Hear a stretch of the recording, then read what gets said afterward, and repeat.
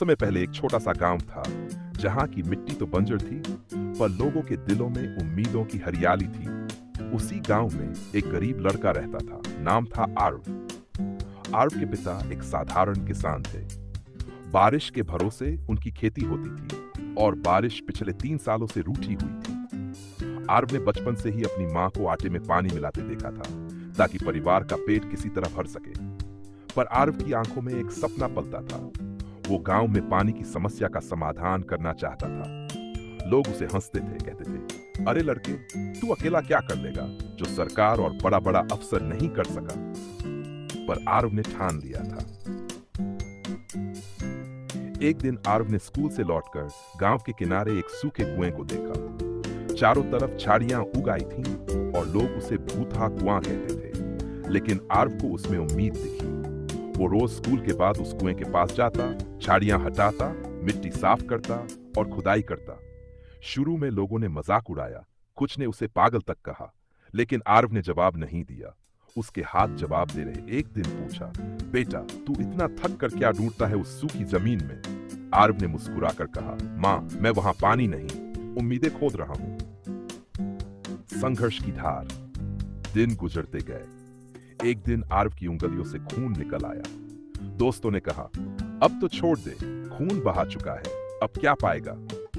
आर्व ने शांत स्वर में कहा, जब खून बहता है ना, तब मिट्टी की नसें खुलती हैं। शायद अब पानी का रास्ता बन जाए। अगले दिन गांव में एक चमत्कार हुआ। कुएं की दीवार से हल्की सी नमी महसूस हुई। लोग भागे भागे देखने आए। अब वे हंस नहीं रहे थे, वे चकित थे। बच्चे तालियां बजा रहे थे, बूढ़े आशीर्वाद दे रहे थे। आर्व की आंखों में आंसू थे, पर ये हार के नहीं, पहली जीत के आंसू थे। आर्व ने समझ लिया था कि यदि एक इंसान ठान ले तो कुछ भी असंभव नहीं। उसने गांव के बच्चों को साथ जोड़ा। सब मिलकर कुएं की खुदाई में लग गए। हफ्तों की मेहनत के बाद एक दिन पानी की पहली बूंद जमीन से निकली। लोग रोने लगे। वह सूखा कुआं अब जीवन देने वाला बन चुका था।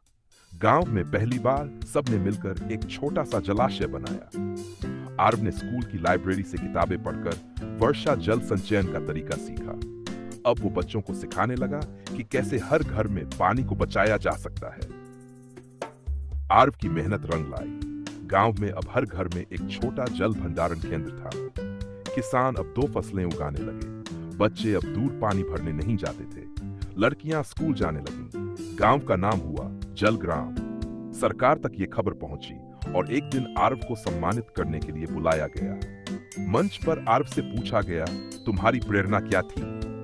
आर्व ने भावनात्मक आवाज में कहा, मैंने कभी बूंद को छोटा नहीं समझा। बूंद बूंद से ही तो सागर बनता है।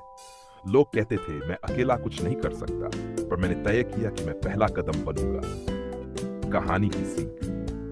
यह कहानी सिर्फ आर्व की नहीं है, यह हर उस इंसान की है जो हालात से नहीं, खुद से लड़ता है। जब दुनिया कहे कि तुम नहीं कर सकते, तब अपने अंदर की आवाज से पूछो, क्या मैं कोशिश कर सकता हूं?